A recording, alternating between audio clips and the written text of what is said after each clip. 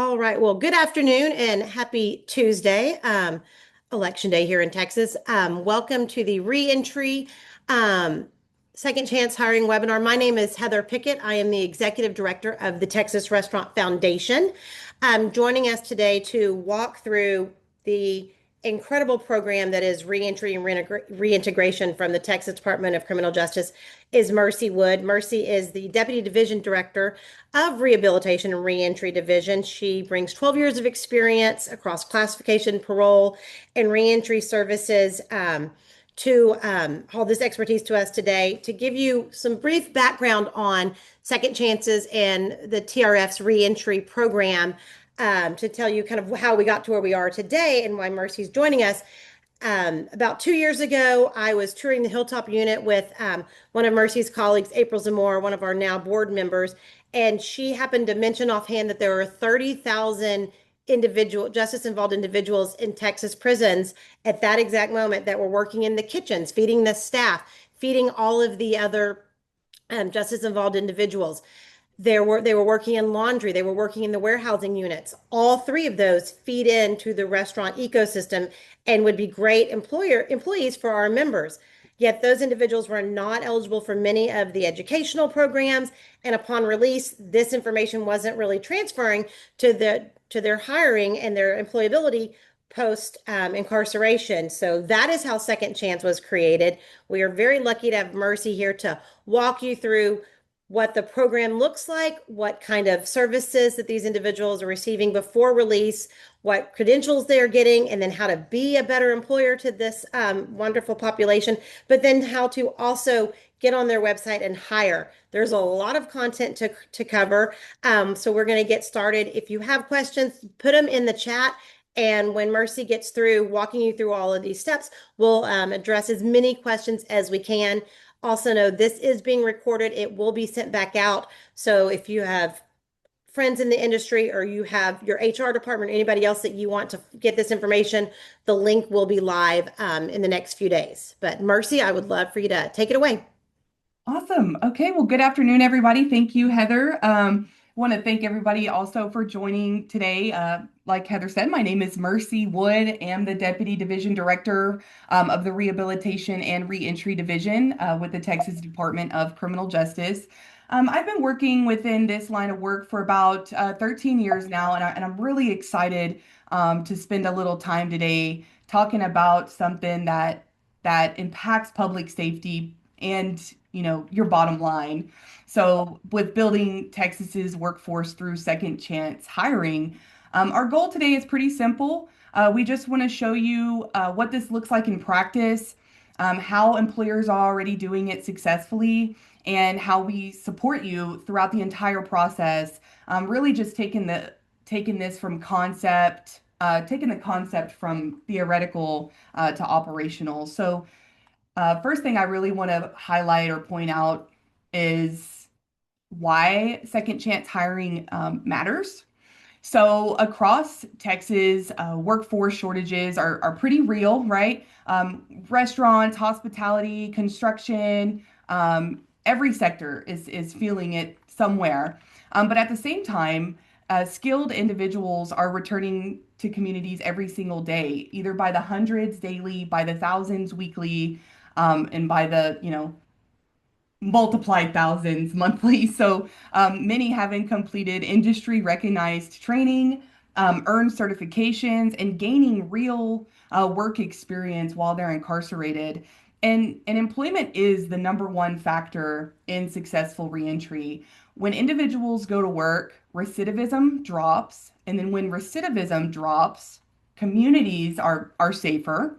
And when employers gain reliable, motivated employees, businesses grow and economical growth is there as well. So those four things is really just in a nutshell why it matters. And then understanding second chance hiring with perception. So it is typically perceived or could be perceived that hiring this population could come with, oh, well, they don't have any job readiness training, or hiring, or they release and they're just scrambling looking for a job, after they've already released from us. They don't have any work history, or the work history is unknown. There's no accountability. We don't have any support. But one of our main objectives is to really demystify any misconceptions surrounding how time is spent incarcerated. So the reality is that second chance hiring doesn't necessarily begin at release. We're prepping these individuals months and sometimes years beforehand. I mean, they're completing real rehabilitative programs, education, vocational programs, job readiness training, and after they're hired, supervision with, parole and support from our division all remain in place. So employers are never navigating this alone. And I would like to add here, Mercy, that individuals that we know have already been released from TDCJ and are working at some of our member restaurants, we're already getting feedback that these are the best employees they've had. They're the most reliable. They have some of the best training that they've ever encountered. So really, think about that. These are going to be some of your best employees because they are so excited to get this second chance, and they have this great hands-on training that they are receiving from TDCJ. Absolutely, Heather, and that's a really good point because I'll even cover it as well later in the presentation with a certain couple employers that we hear from, but or that I've personally heard from. But these guys, they take this opportunity. The seriousness in it is real, because once given an opportunity, they're extremely loyal, which will then, dependable loyalty and your retention, all of that. I mean, that's what they're looking for. They're not looking to job hop. They're looking for an opportunity, and then we'll be loyal. So this is, going back to how TDCJ supports workforce readiness. So programming is assigned based on those needs, and that's the cognitive intervention, substance use programming, behavioral programming, faith-based, and all those programs to support, long-term stability. The goal is we're creating a continuum here where reentry is beginning at intake, and we're assigning the right programs to really address the emotional aspect of a person, and then we'll start building the practical concepts really to sustain. You need the emotional pieces and regulation to sustain the practical. So that's the angle that we're working towards with our rehabilitative programming and our processes once they arrive into our custody. We also order their identification documents, so critical identification such as birth certificates, so out-of-state birth certificates, Texas birth certificates, social security cards, and their Texas ID. If they qualify for a Texas driver's license, we will get a replacement driver's license and, of course, replacement CDL as well. So removing one of the biggest barriers to immediate employment, identification document.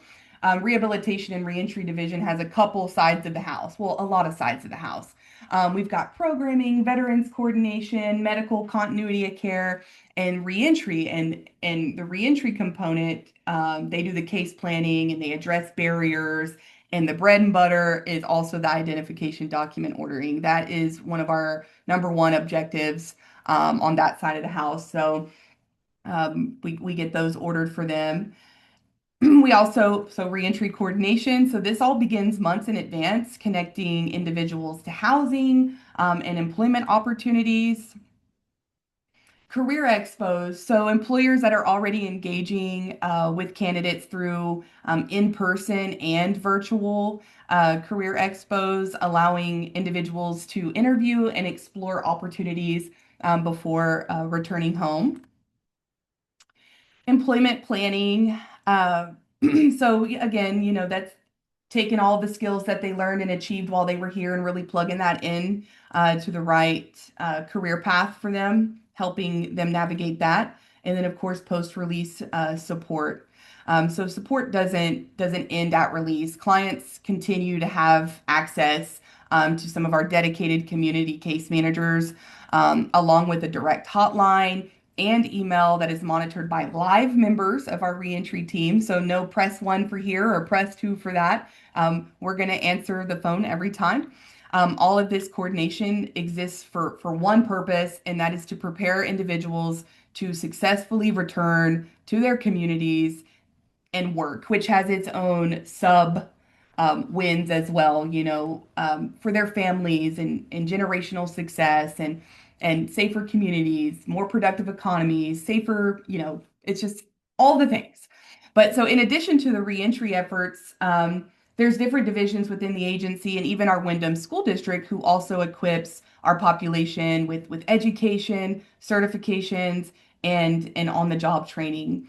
So some education opportunities could include, GED, the high school equivalency, post-secondary education. So can complete college work, can earn an associate's and bachelor's degree while they're here in our custody. While they're in the GED program, they're learning if they're at a unit that has the Wyndham School District, they're learning our ProStart curriculum. So we were able to Yes, put some of that.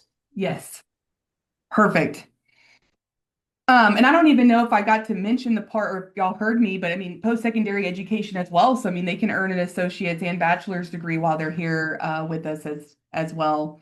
And then moving into industry recognized certifications. So many individuals are completing these certifications that are aligned with the real workforce needs. So, including food service, construction, logistics, welding, all all different types. And then we also do on the job training. So beyond classroom learning, individuals are gaining hands-on experience through structured work assignments that mirror real employment expectations. I mean, they're waking up in the mornings, they have to be at work at this time, they get off at this time. I mean, so none of that would be new to any of them. But so, and these individuals they're not waiting, until release to begin those things. So the accountability, the teamwork, and the job readiness skills are being built in every day. And I just got some more pictures here to show the different industries.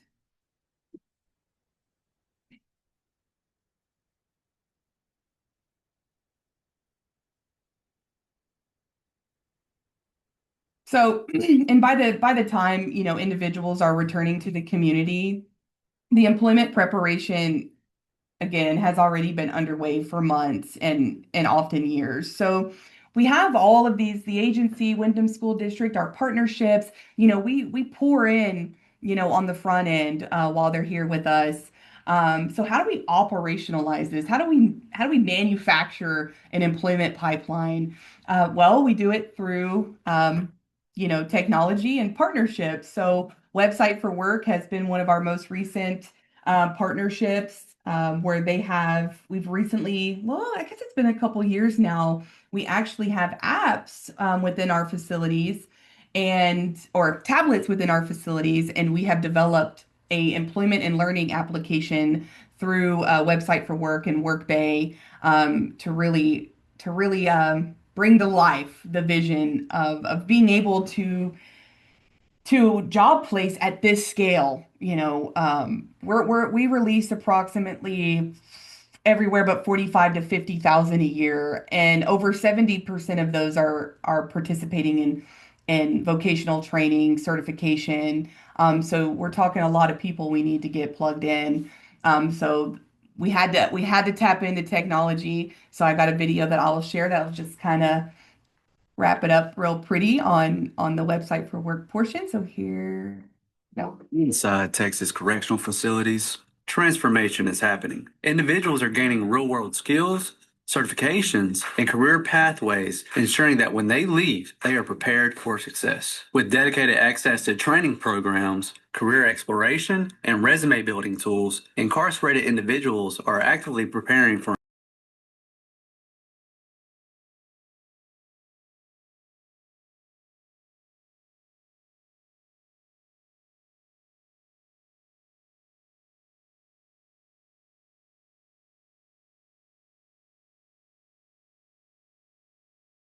facilities. Transformation is happening. Ready to offer opportunities. Upon release, job seekers have a single, comprehensive employment record showcasing their training, skills, certifications, and assessments, all in one resume, making it easy for employers to identify qualified candidates. For case managers inside, these programs provide a clear pathway, guiding individuals from training to real employment opportunities. Based on a staff member's role and responsibilities, they can log in and see reports about everyone under their jurisdiction, all the data related to the learning, assessments, and much more.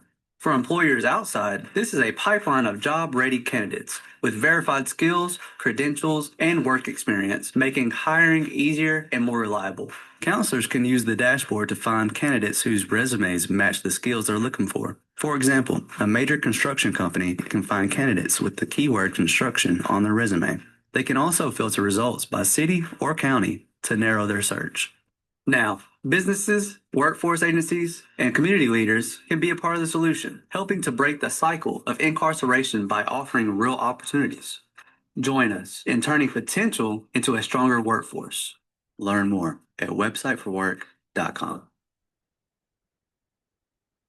Okay, so that kind of segues us into just breaking down how we're leveraging technology and the tablets to deliver employment preparation and the skills development and that direct employer connection prior to release. So the video talked about the playlist of learning. So before release, individuals can begin exploring industries or career fields that they're interested in through structured learning playlists available on their tablet.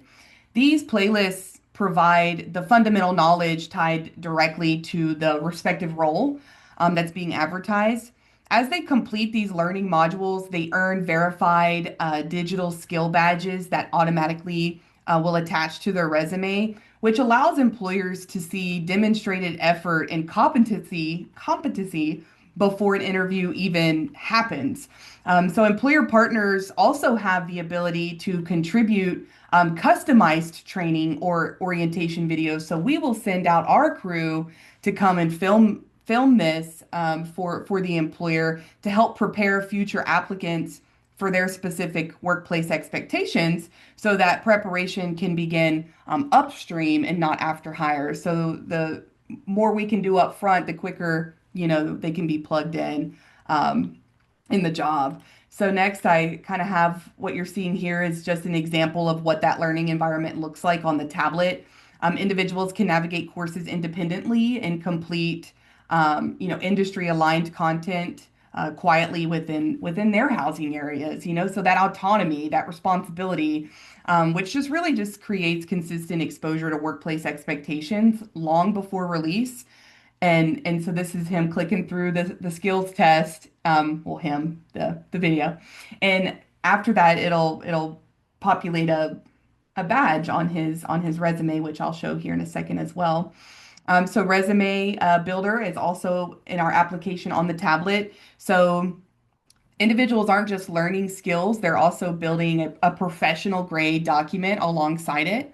The resume builder allows them to create and maintain their resume directly within the platform. So verified work assignments, vocational training, education, and any certificates that they earn during incarceration will automatically populate. So information isn't solely dependent on memory or self-reporting, making the information trusted in a validated document of experience. And then the digital skill badges that we talked about that they can earn through their playlist of learning. And this is an example of what the resume looks like. So the experience, education, their skills, any CTE and work skills, and the badges. And these badges are the ones that can be tailored to an employer. If there's any orientation or training that can be done virtually, we would send a crew out, manufacture that curriculum and content, and upload it into our LMS system. Mercy, if they already have onboarding and early employment training at their business, can they send that to you and y'all can just upload that? Absolutely.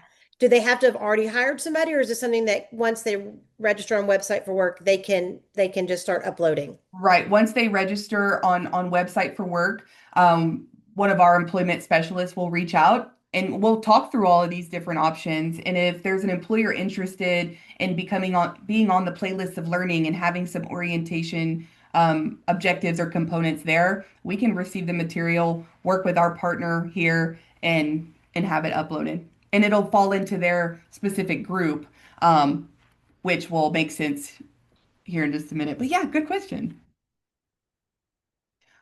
Career exploration. So individuals can explore career pathways aligned with the real workforce demand. So career cards are within our application, and these career cards provide information such as median wages, the required skills, different training pathways, and the outlook on that specific industry. So this helps individuals make informed decisions instead of maybe returning to familiar or unstable employment patterns, and aligns personal interest with the labor market need.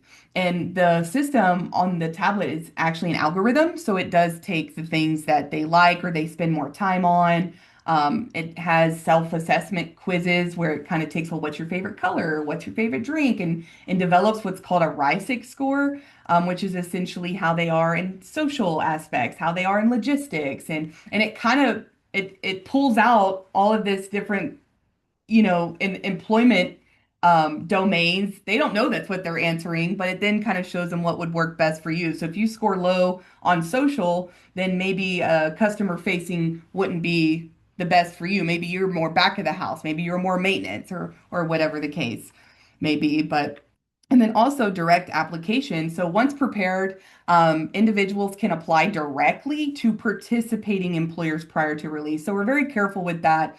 So we don't want it to just be the gates completely open. So if we have, an employer that is like, I'm okay, if because we would set different safeguards and logic to where these certain things would need to be met before an application could send through. And of course, there would be the application sent, a middle person to review, and then it would transmit over to the employer's dashboard.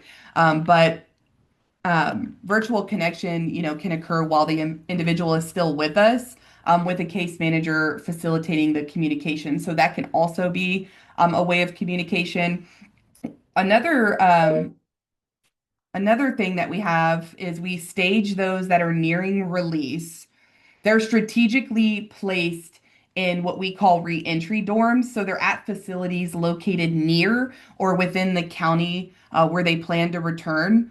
So this creates opportunities for more convenient in-person engagement, if that's a preference, and allows employers to interview multiple candidates efficiently in one single visit. Um, and our team, remains actively involved to support both, the employer and the applicant, helping navigate any questions or expectations and next steps applied to that. But now we'll go to the reality of reentry. So these aren't barriers to employment. They're normal adjustments that stabilize themselves quickly when individuals gain routine and opportunity through employment. So returning citizens are adjusting to everyday systems again. So, transportation, technology, financial independence can all be just some of the new transitions. So, adjusting to schedules. Many are transitioning from a highly structured, institutional schedule to independently managing work hours. Transportation timing, making sure, if I'm having to utilize public transport, that I leave this early to catch this and this connection, um, and just daily responsibilities again. Reliable transportation is often one of the earliest hurdles after release, which is why reentry planning focuses on addressing these options to support their goals pre-release. Technology adaptation. Um, the, the technology world, as we know, has just evolved rapidly, over even the last decade or two. We're lucky that we have the tablets in our facilities now because I really think that's helped kind of force that learning how to navigate modern day technology. But I mean, just reacclimating to smartphones and digital applications and scheduling systems and workplace technology used in today's environment. Financial independence.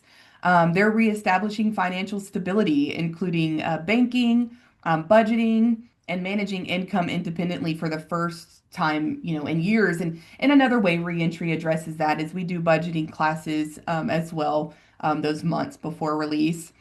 And then building self-efficacy. So employment plays a critical role in rebuilding confidence and decision-making skills and personal accountability as the individuals reestablish independence and long-term stability. So understanding these early adjustments helps, employers recognize that stability develops quickly when structure and opportunity and communication are in place, which kind of brings us into the best hiring practices that we've seen for this population. So clarity, I think everybody can agree, everything starts with clarity. So hiring for skills and reliability and setting those expectations early and not leaving onboarding to chance, having a structured onboarding process and clear performance standards from day one really dramatically increases retention. But we know people are more positioned to succeed when they know what good looks like. Okay, so supportive work environment. We all know environment matters, right? So routine and consistency, keep building that stability. Supervisor check-ins and engagement help keep people aligned. And accountability can be and should be clear, but communication should always stay open. When employees feel supported and know who to go to, performance improves and the turnover drops. And then mentorship and retention. So something, and this goes back to your earlier point, Heather, something we consistently hear from employers who hire second chance talent is once individuals are given an opportunity, they tend to be extremely loyal employees. Many of the individuals returning to the workforce they're not looking to job hop. They're looking for stability and a chance to rebuild. They really understand the value of employment in a very real way. And what we've seen is that retention improves significantly when a few simple things are in place. Having a supervisor or even a peer mentor. Even we onboard staff that way within our agency. We do a peer-to-peer onboarding process. Someone that they can go to with questions early on, and just really makes a huge difference during those first few weeks of employment. We do have an employer or a couple of them that I know of, hire primarily second chance talent and have actually embedded mentor support directly into their staffing model. Because most of their entry level positions, it's a refinery, but most of their entry level positions are the second chance talent. So they've onboarded a mentor that works directly with them, just making sure they're staying, have what they need, any questions they have answered, and their retention is next to none. Their retention's really good. People are promoting and moving through, and they just continue to have this positive cycle of hiring and promoting. So, but reinforcing workplace culture and expectations also helps, the transition from a highly structured, environment to a normal workplace setting. So again, stability drives retention and when expectations, are clear and support exists, and employees are just far more likely to stay and grow and commit long term. And in many cases, again, employers find that second chance employees are some of their most dependable and dedicated members of their team. So more benefits. So to second chance hiring. So it's not just socially impactful, it is also financially smart. And what I like to say all the time is there's a reason that there's a bipartisan agreement on reentry efforts. So both sides of the house believe in it. And employers can, qualify for federal tax credits of up to 2,400 per eligible hire through the work opportunity tax credit.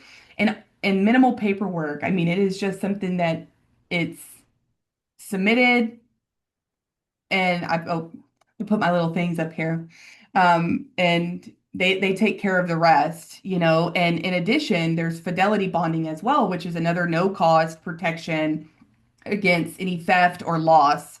no deductible, no premium, no paperwork burden. These programs exist to reduce the risk and some support employers who are willing to expand their talent pipeline. So becoming a website for work employer. So the process is pretty simple. You would begin by registering your company within the websiteforwork.com platform.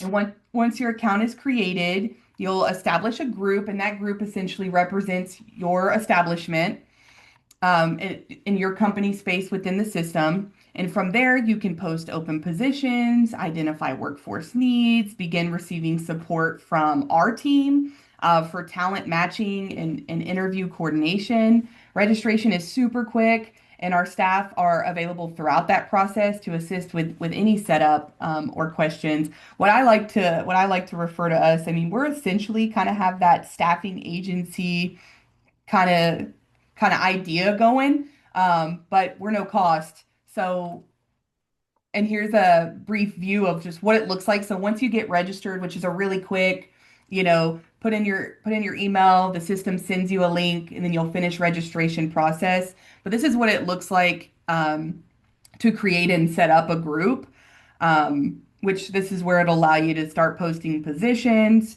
And in addition to this light walkthrough, our on-demand staff support, we also have a comprehensive, step-by-step, intuitive guide with screenshots that walks anybody through the full registration process. It covers creating your account, establishing your group, and posting positions. And once your group is created and jobs are posted, this is a really cool part. The system generates a dedicated dashboard for your organization. From there, you can view analytics tied directly to your group, able to see who's interested, who has completed coursework aligned with your industry, and review their verified resumes and applicant information, and all on the front end. And that's how we can determine how to facilitate the right connections, that we're looking at the right people and we're getting the right people in front of you as well. So, what's next? So, join the 1,250 plus Texas employers already creating second chances. And here's the QR code to our website for work.com. And then I have some contact information here to me and my co-deputy. If there's any outside of the questions that we ask and answer here today, anything else, if anybody ever needs anything, can reach out to us directly. I will tell you the one thing that was asked that I know when I was involved in initial communication with y'all, it was how do you go through and see, okay, these offenses aren't going to be in line with mine. I know it was at one point it was you could kind of list out the offenses that were not. Is that still how, what does that look like in actuality? Yes. So during when our member of our team calls and connects with the employer or the after registration, we'll call and connect, and we'll make sure that all of those things are listed. Like I don't want or I can't have any type of aggravated robbery, and we'll make sure that's a part of that group's criteria so that those offenses it won't even show them that group because they're ineligible for it. And that's all done in coordination with our employment team. Perfect. That is what I thought. And then somebody had asked earlier about retention. Y'all are tracking these individuals for a while. So can you kind of talk about retention? I think the exact question was, is there, wait, are the, how do you track retention, or do you track retention? Yeah, so in the system, it's we're able to see who's employed. Of course, they're still monitored on parole. So we're running reports tied to their employment and their sustained employment and long-term employment. And our employment coordinators are working with those individuals out in the community, and they're able to track where somebody's been employed. I mean, they meet with them routinely. Where somebody's been employed, how long they've been there, if they've promoted, and are able to keep up with that information there. And the website for work and the Workbase system is allowing that to be more robust and available on demand without the manual part of it. So all that would be a part of our dashboard as well.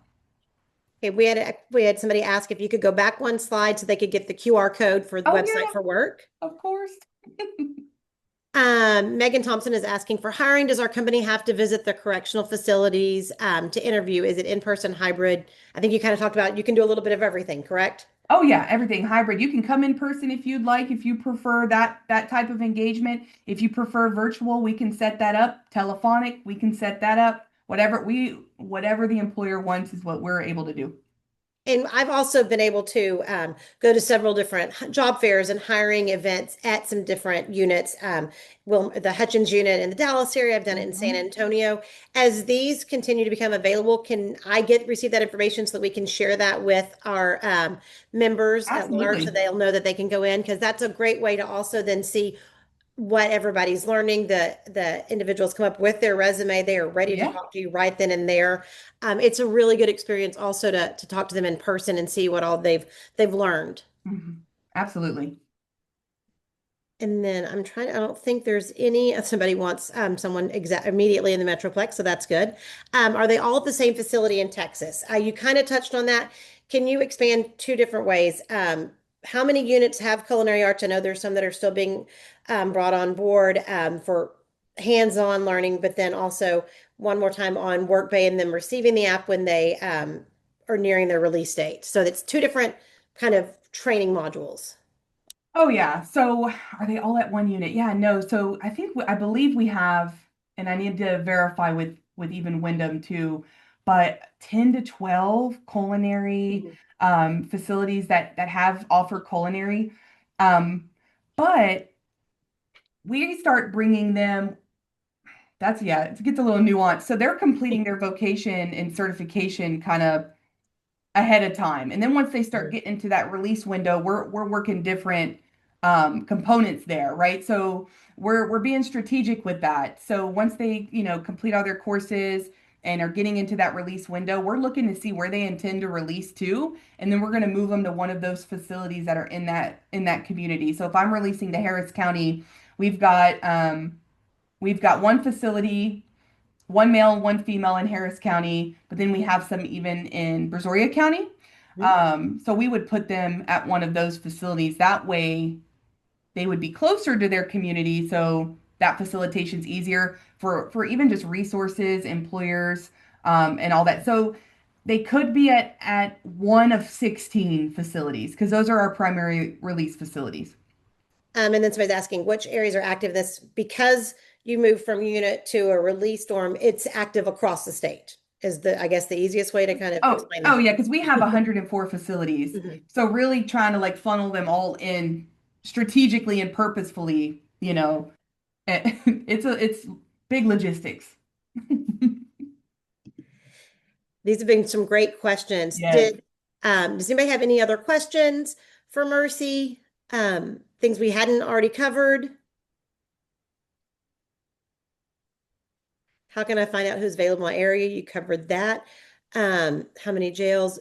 Somebody specifically coming out ready for a management role. I had addressed that really has more to do with maybe a little bit of their pre-incarceration work experience that we Mhm. are trying to address both the management aspect with financial literacy, reading a P&L, things like that, and then also the being on the line aspect of it. But you can probably expand on that better.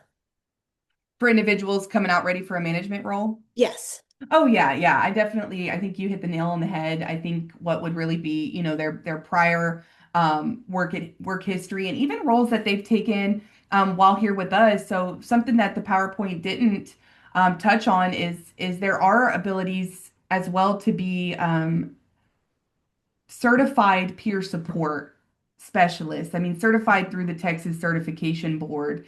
And those individuals are essentially the leaders. Mhm. I mean, they're running programs or facilitating them. So, coming from a place of lived experience, they're not only carrying themselves, but they're carrying others with them. So it really just highlights that leadership component. And that would be populated on the resume too, if that's something that they participated in, because I think that would show a leadership quality. Some individuals participate in different programs as well. So you have the recovery peers, the mental health peer specialists, life coaches, any of those like peer models are essentially the leaders and people that we entrust as an agency to kind of move around the unit and provide that mentorship. I've met some of those mentors at the Yeah. Bartlett unit. Oh, at the Bartlett unit. They are doing Yes. some phenomenal things Yes. with Thankful for with them. their fellow justice involved individuals. It's really incredible to see. If we could figure out how to take everybody on a field trip to that unit, I would do that tomorrow. I know. We need to do it. We're gonna figure it out. We are about to wrap up here. I saw we have another question from Megan. Is this specifically for adults? This program, yes, is for adults. I am working with TJJD, the Texas Juvenile Justice Department, on how we can replicate this for juvenile offenders. So we are in the process of creating a program for them. That one looks a little different because their average stay is 15 months. And I didn't realize they could go anywhere up to over 18. Yeah. And so we're working through that one. But yes, there is a program in the works for getting juvenile offenders trained to work in the restaurant industry and get them also hired before release if we can, but if not, immediately upon release. Right. And get them working. We will start it in the Mart unit where I just was in December, and we will go from there. So yes, we are working on making sure that we are addressing all ages. Love that. Do we have any other questions for Mercy today? Again, we thank y'all for your patience as technology kept us on our toes today. Yeah, we had to get creative. It's okay. It's okay. Allowed us to address many of the questions. Mercy's email was on there. You also have access to my email. If you have any questions, want to know more about it, aren't quite ready to sign up for Website for Work and want to ask me some questions, I'm always happy to answer them. But like I said, I've been to several of these units. The work that Mercy, that April, that Emily, that Sherry, that they're all doing inside TDCJ is very impressive. In fact, one of the second chance individuals that we had speak at our Golden Forks event 2 years ago, who, when she came out of incarceration, she sent out, it was something like 160 resumes and no one was calling her back.